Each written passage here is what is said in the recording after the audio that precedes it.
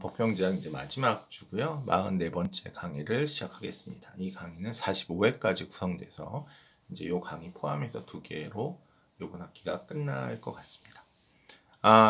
이제 그 토틀로를 계속 하겠는데요. 사건 사고에서 또 이제 현실적으로 발생할 수 있는 게 실수입니다. 판사님이 실수를 할 수 있다는 얘기예요. 판사님이 사실은 뭐 항구에서 이런 핸드 판사님은 항구에서 더블 파킹 이런 걸 아셨는지 모르지만 사실 공부만 한 사람이 그런 거를 다 알기가 힘들죠. 판사님들도 운전을 하시겠지만 그렇다고 무슨 운전교통 규범의 전문가도 아니니까 이런 것들이 어떤 사고가 났을 때 특히 사고 피해액이 얼만가, 이거 범퍼가 고장났다, 옆이 긁혔다, 이게 얼만가 라는 이런 판단을 잘못할 수도 있습니다. 근데 이런 판단을 잘못했을 때도 판사님이 그 실수를 한다. 실수가 뭐냐? A의 크기를 잘못 측정하는 거예요. 피해액이 100만 원인데 200만 원이라고 했다가 50만 원이라고 했다가 그걸 정확히 아실 수가 사실 없죠. 100만 원인데 그걸 120만 원, 80만 원 정도는 정말 아무리 똑똑한 판사님이라도 그 정도 20만 원 정도 차이는 충분히 날 수 있는 거 아닙니까? 그런데 이렇게 판사님이 조금씩 A를 판결할 때 피해액에 대해서 판단 미스를 할 수가 있다라고 했을 때 네글리전스 과실주의 룰과 스트릭 어빌리티 중에 누가 더 유리한가를 보면 네글리전스 룰이 좋다는 거예요. 즉 A가 사실은 요 수준이 맞는데 판사님 A를 너무 크게 판단하면 요 둥근 위에 소셜 코스트 커브가 위로 올라가겠죠. 너무 낮게 판단하면 밑으로 내려오겠죠. 이게 너무 밑으로 내려온 문제지만 요 커브가 A 때문에 위로 오르락내리락 할 때 네글리전스 룰에 따른 가해자의 이 개인적인 비용을 보면 요렇게 여기 밑에 쭉 내려왔다 올라가요. 요 쭉 내려온 부분 위에서 A가 왔다 갔다 하면 가해자는 결국 어떻게 됩니까? 가해자는 여전히 X스타를 선택할 겁니다. 왜? 이 위가 오르락내리락 해도 자기는 요 밑에 꺾어진 요 지점보다 이 곡선이 너무 판사님이 시술 크게 해서 이게 확 내려오지 않는 한 판사님이 그렇게까지 판단 실수할 것 같지는 않고 오르락내리락 할 때 자기는 여전히 요 점이 최저점이기 때문이죠. 반면에 스트릭 라이어빌리티는 이 곡선이 위아래로 요동칠 때 이 곡선 자체가 가해자의 비용이 되는데 이게 위아래로 그냥 평행 이동하는 게 아니라 옆으로 삐뚤빼뚤하기 때문에 이 X스타가 좌우로 출렁출렁 거립니다. 그래서 스트릭 라이어빌리티는 이 A가 판사님이 좀 착오를 하면 이 X스타가 왔다 갔다 해서 우리가 실제로 최적인 X스타를 고르지 않을 수가 있고요. 최적인 X스타는 여전히 여기인데 판사님 판단 때문에 이 X가 왔다 갔다 골라지기 때문에 하지만 네글리전스는 요 밑에 확 내려온 부분에 영향을 줄 만큼 이 A가 출렁거리지 않는 한 여전히 사회적 최적을 선택할 것이다. 물론 여기서 바로 하나 의문점이 나오죠. 이거 정부가 계산 잘못해서 X스타를 잘못했으면 그러면 엄청납니다. 그러면 네글리전스가 불리한 겁니다. 그래서 이 실수도 이 주의 수준을 정하는 정부가 실수를 하면 네글리전스가 훨씬 비효율적이고 판사님이 A 판단을 잘못하는 실수에 있어서는 네글리전스가 우위고 스트릭 라이빌리티가 열등하다라는 겁니다. 그래서 또 이제 X도 잘못 정했지만 이 과실을 주의를 하면 과실을 범했나 안 했나. 그러니까 지금 보면은 과속을 측정을 해야 돼요. 제가 50km 달렸는데 경찰이 잘못해서 60km를 측정했다. 이렇게 되면 이제 이거는 X스타를 정하는 게 문제가 아니라 X스타를 지켰는지 안 지켰는지 경찰이 잘못 측정한 거죠. 이런 실수가 나온다면 차라리 엄격 책임이 나올 수가 있다. 제가 말씀드렸듯이 이런 게 측정이 정확히 안 됐으니까 예전에 기술이 없었을 때는 그냥 엄격 책임으로 했던 거라는 거죠. 스트릭 라이어빌리티로. 그래서 이 실수가 물론 판사님이 A를 잘못 판단한 실수도 많이 일어날 거고 경찰이 이 몇 킬로 달렸는지 측정하는 실수도 많이 일어날 수 있고 또 이 기준을 잘못 정할 수도 있고 하는데 이런 실수들이 어떤 형태냐에 따라서 네글리전스가 더 좋으냐, 스트릭트 라이어빌리티가 더 좋으냐도 달라진다. 현실에선 둘 다 장단점이 있다는 거죠. 그렇지만 한번 고려는 해봐야 됩니다. 이 A에 대한 실수가 더 많은지 X스타에 대한 실수가 더 많은지 이거를 측정을 해봐야 된다. 그래서 더 오류가 작은 쪽으로 하는 것이 사실은 효율적이다라는 말씀을 드립니다. 마지막으로 이제 과실주의가 뭐 이런 측정 오류가 있지만 엄격 책임 쪽에도 측정 오류가 다 있을 수 있기 때문에 그거는 무승부라고 해도 피해자와 가해자 양측이 다 조심해야 되는 bilateral precaution 케이스에서는 뭐 당연히 우리가 앞에서 본 것처럼 의문의 여지 없이 과실주의가 strict liability보다 좋습니다. strict liability는 한쪽밖에 조심시킬 수가 없는데 그 negligence 룰은 양쪽을 다 조심시키고 특히 액티비티 레벨이 하나 있을 때는 residual bearer 원칙을 이용해서 그때도 효율성을 달성할 수 있습니다. 다만 어떤 경우 그 양쪽에 다 액티비티 레벨이 있을 경우만 그거는 네글리전스 룰이 해결이 못하는데 그렇다고 스트릭트 라이빌리티가 해결할 수 있는 것도 아니기 때문에 하여튼 효율성 측면에서는 과실주의가 우월하다.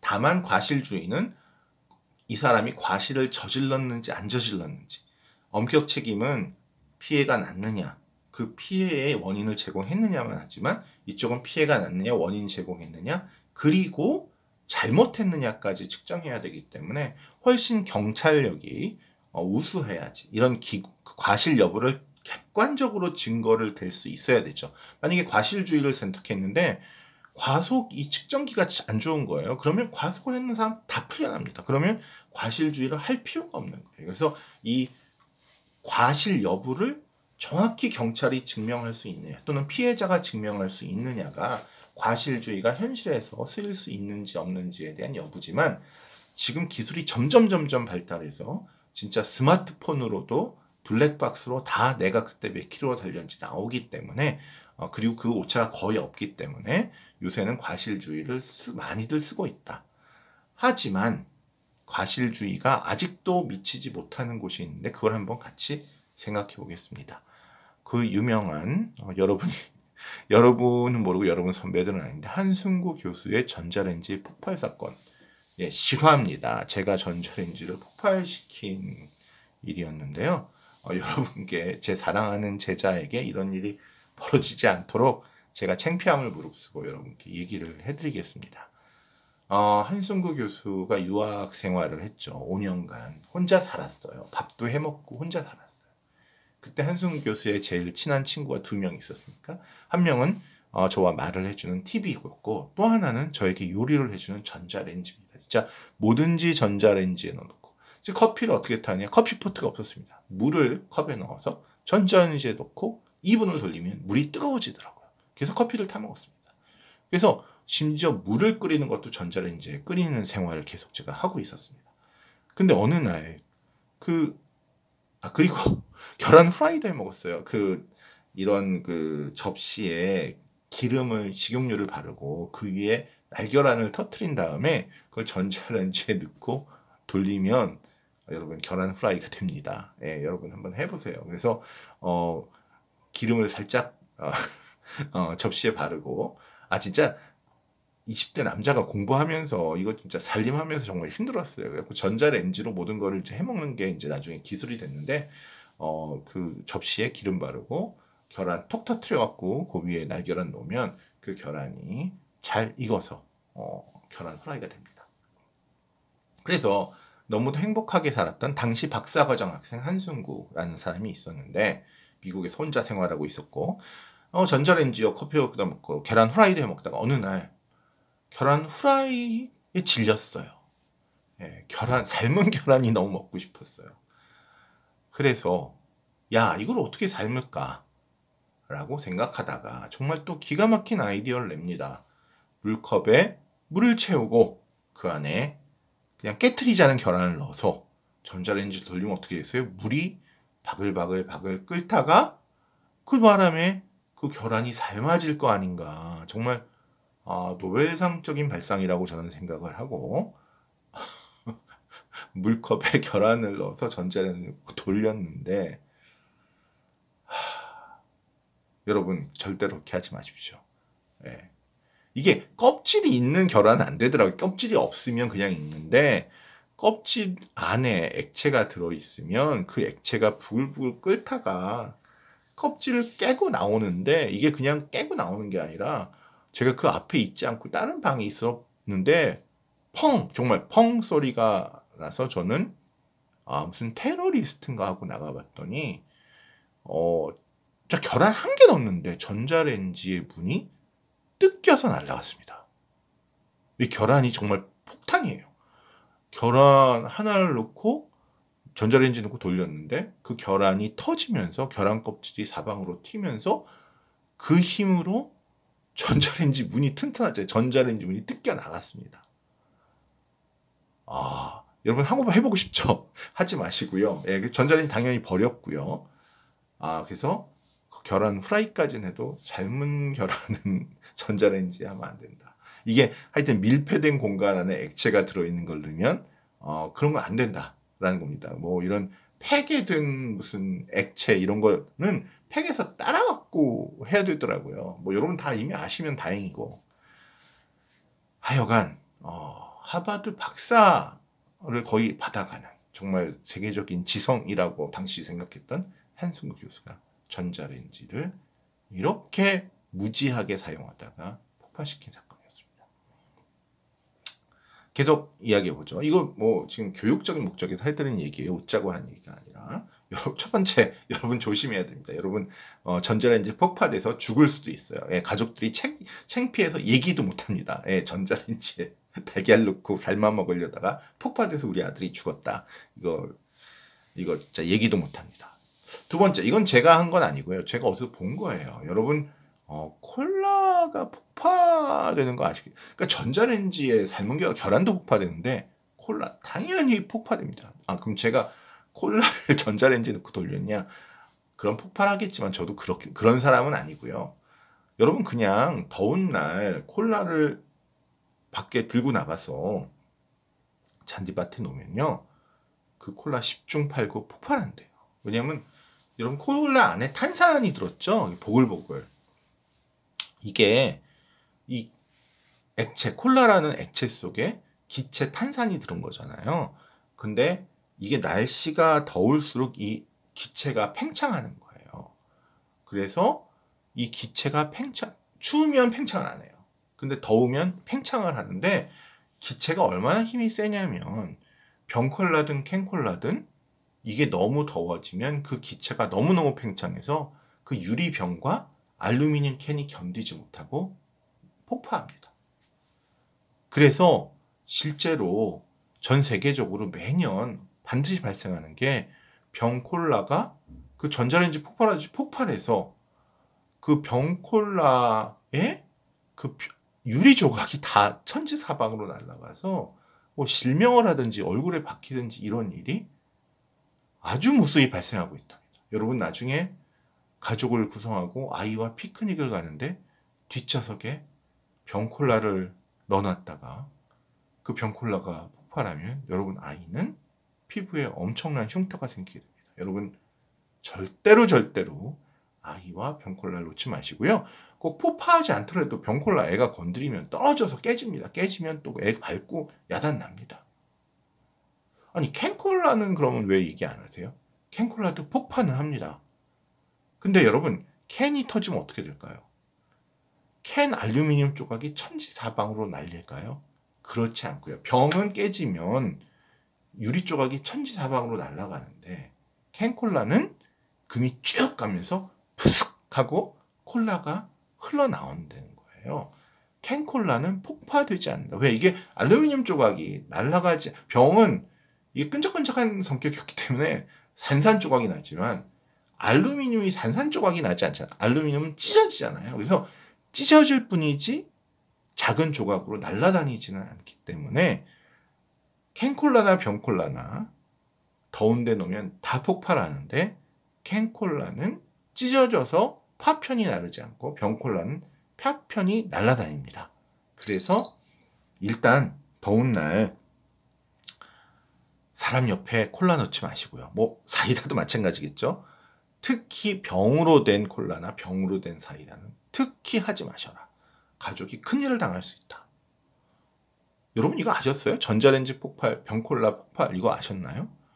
제가 과거에 학생들에게 물어보면 대부분 잘 모릅니다. 예, 대부분 잘 몰라요. 그래서 이 병콜라하고 전자레인지하고 이런 것들을 지금 이렇게 우리가 머리가 좋고 고등학교에서 우수하다고 뽑힌 이 학생들도 잘 모르는데 일반인들은 더 모를 수 있겠죠. 즉 제가 여기 stupid consumer라고 그런 거는 소비자들은 아무리 배우고 그래도 정말 무식한 일을 한다.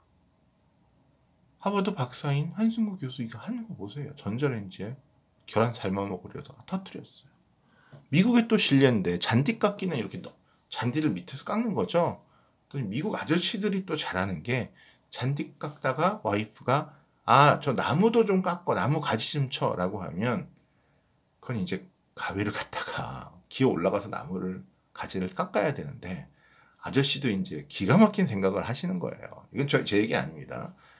잔디 깎기를 하늘로 쳐들어서 나무에 갖다 대면 나무가 깎일 거 아니에요. 뭐 우리 머리 깎을 때 이렇게 직 하면 머리 깎이듯이 하늘에 있는 나무를 잔디 깎기를 위로 들어서 깎아보겠다고 그렇게 시도들을 많이 하신다네요. 근데 이 잔디 깎기는 밑으로 할 때 안전하도록 설계됐고 잔디 깎기를 뒤집어서 밑이 아니고 위로 갖다 대면 그 잔디 깎기의 칼날이 그 잔디를 깎는 날카로운 칼날이 밖으로 빠져나와서 하늘로 날아간답니다. 이웃집으로 날아가서 이웃집 아저씨 막 정강이를 베고 이런 사건이 많이 난다는 거죠. 그래서 잔디 깎기는 밑을 향해서 잔디만 깎아야지 절대로 하늘을 향해서 깎으면 안 된다. 근데 그렇게 하는 정말 세상에 이런 소비자가 이런 것들이 예외적인 게 아니라 그렇게 많대요. 그래서 이거를 법적으로 왜 이게 중요하냐? 이게 지금 잔디 깎기 관련해서 생각해 봅시다. 잔디 깎기 관련해서 사고가 났을 때 둘 중에 하나입니다. 하나는 잔디 깎기를 만든 회사가 잘못 만들었다. 위험하게. 두 번째는 잔디 깎기를 만든 회사는 잘 만들었는데 그거를 사용하는 소비자가 너무 부주의했다.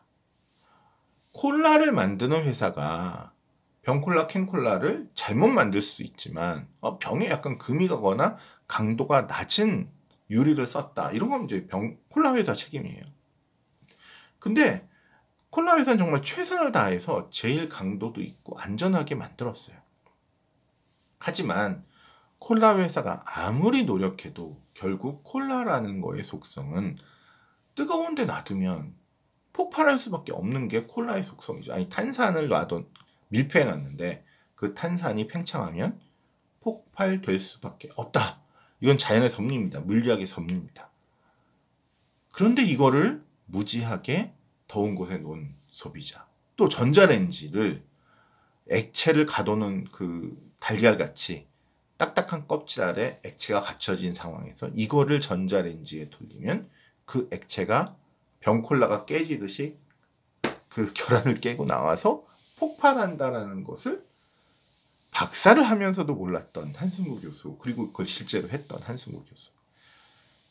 그러니까 이게 뭐냐면 전자레인지 회사는 정말 실수할 수 없고 전자레인지라는 거는 그 특성상 이 달걀이 폭발하는 거를 막을 수 있는 물건이 아니에요. 그거는 소비자가 하지 말았어야 되고 병콜라라는 거는 아무리 잘 만들어도 뜨거운 데 넣으면 터지는데 그걸 뜨거운 데 놓은 거고 그 다음에 잔디 깎기는 잔디만 깎으라고 해서 이름이 잔디 깎기인데 그거를 나무를 깎은 그 멍청한 미국 아저씨들하고 그러니까 이거는 사실 물건 만든 사람의 책임이라고는 결코 할 수가 없고 뭐냐면 물건 만든 사람한테 주의하라고 해도 별 수가 없기 때문에 이거는 소비자가 주의를 했어야 된다는 거예요.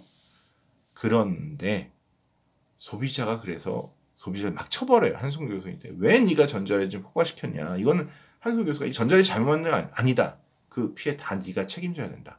병콜라 때문에 우리 가족이 다 얼굴에 유리 박혔어요. 그거는 콜라 회사 책임이 아니고 네 책임이지. 그걸 그렇게 무식하게 뜨거운 데 놓는 게 어딨어. 아, 우리 저기 나무로 잔디깎기로 나무 깎다가 칼날 날라가고 옆집 사람 다쳤어요. 이거 나보러 치료비 내래요. 그거는 잔디깎기 회사 잘못이 아니라 아저씨 당신 책임이에요. 라고 하면 이제 문제는 그럼 이 잔디깎기 아저씨들이 다음번부터는 반성하고 잘할까요? 콜라를 이제는 더운 곳에 안 놓을까요? 제2, 제3의 한승무 교수는 삶은 달걀을 전자레인지 안에서 돌리지 않을까요? 이게 소비의 경일기라는 거죠. 이게 원숭이들도 이거보다 나았다. 그래서 이 소비자들은 그래도 말귀를 못 알아들어요. 주의하라고 처벌해도 처벌의 목적은 처벌이 두려워서 앞으로 주의하라는데 이 소비자라는 집단은 다른 건 잘할지 모르는데 같은 실수를 계속 반복하더라. 라는 겁니다. 그러면 이걸 어떻게 해야 될까요? 그래서 strict liability를 다시 strict liability is bad. 그러니까 엄격 책임을 적용하자. 여기는 누가 잘못하고 잘잘못을 가려봐야 소비자가 잘못했다고 아무리 해도 얘네들은 그거를 뉘우치고 고칠 줄 모른다. 그럼 이걸 고칠 수 있는 사람은 누구냐? 그 소비자에게 상품을 판 기업체고 기업체는 억울할 수는 있지만 앞으로 병콜라가 터지지 않고 전자레인지가 터지지 않고 이 잔디깎기의 칼날이 날아다니지 않게 하려면 소비자에게 아무리 얘기해도 이게 줄어들지 않고 기업체가 좀 어떻게 해보세요. 기업체가 칼날이 위로 쳐들어도 안 날아가든지 위로 쳐들 수 없도록 너무너무 무겁게 그 잔디깎기를 만들든지 해서 어쨌든 이 무식한 아저씨들이 자꾸만 잔디깎기로 나무를 까는 걸 막게 하고 뭐 그 전자레인지 앞에다가 이런 거 절대로 돌리지 마세요 라고 큼지막하게 써놓든지 어떤 방법을 강구해서라도 아무리 무식한 사람도 날결안을 전자레인지에 돌리지 못하게 좀 하든지 그 다음에 또 뭡니까? 그 콜라를 병콜라를 아예 만들지 마세요. 병콜라 사람들이 막 멋있다고 해서 이거 좀 왜 병콜라 코카콜라 변했네. 예쁜 왜 병콜라 안 만들고 다 못생긴 캔콜라만 만들어라고 소비자가 아무리 항의를 해도 내가 소비자를 믿니? 원숭이를 믿지? 그러고 그런 병콜라 그만 만들고 캔콜라로 좀 만들어주세요. 이런 거를 노리자는 거죠. 실제로 이 병콜라와 캔콜라를 비교하면 코스트가 병콜라가 좀 싸요. 40센트고 캔콜라가 43센트예요. 근데 사고 날 확률을 보면 병콜라가 2배 높아요. 그러니까 이게 10만 분의 1, 10만 개 팔면 하나 나고 캔콜라는 20만 개에 하나 납니다. 그리고 아까도 얘기했죠. 폭발하면 이거는 푸식 흘러나오는데 이거는 병 조각이 날아다녀서 유리 조각이 캔콜라는 피해액이 4,000불 정도라면 병콜라는 10,000불, 1,000만 원 이상의 피해액이 납니다. 그거 다 유리알 뽑아내고 또 성형수술하고 해야 할 거 아니에요? 그래서 우리가 잘 아는 P 곱하기 A 사고 확률과 사고 피해액을 하면 병콜라는 0.1달러, 10센트고 캔콜라는 2센트에 불과합니다. 그럼 사실 병콜라는 생산 가격은 40센트지만 이 피해 배상액이 잠재적으로 10센트거든요. 그래서 이거의 가격은 50센트 이상은 받아야 돼요. 캔콜라는 생산 비용은 43센트지만 피해 배상액은 예상액은 2센트밖에 안 돼서 45센트라는 거죠. 만약에 이런 캔이나 병이나 폭발 사고가 났을 때 그 책임을 소비자에게 넘기면 어떡합니까? 그럼 당연히 이 회사는 병콜라를 40센트에 팔고 캔콜라를 43센트에 팔 거예요. 그럼 소비자들은 더 예쁘기도 하고 가격도 싼 병콜라를 살 거예요. 그런데 사고 나면 무조건 그냥 콜라 회사가 책임지세요 라고 하면 콜라 회사는 병콜라를 40센트 0.4달러에 팔았다는 큰일 납니다. 하나 팔 때마다 10센트씩 손해봐요. 왜? 사고가 날 거기 때문에. 그래서 병콜라는 아무리 적어도 50센트를 받아야 되고 캔콜라는 45센트만 받으면 돼요. 여기서 이제 소비자의 특성이 하나 있는데요. 이 사람들은 위험하니까 병콜라, 캔콜라 뜨거운 데 놓지 마세요. 못 알아들어요. 듣고도 잊어버려요. 꼭 사고 내요. 그런데 이 사람들이 아무리 멍청해도 기가 막히게 하는 게 하나 있어요. 물건 살 때 가격 비교예요. 만약에 본인들이 위험을 책임져야 된다? 그러면 그 책임져야 된다는 사실조차 있고 딱 달려가서 병콜라 40센트? 캔콜라 44센트? 병콜라 삽니다. 왜? 싸니까. 이 콜라 회사의 책임을 지면 콜라 회사가 가격을 바꿀 거예요. 병콜라 50센트, 캔콜라 45센트. 그럼 사람들이 막 달려가서 병콜라 50센트? 캔콜라 45센트? 싼 거 사야지. 똑같은 용량인데.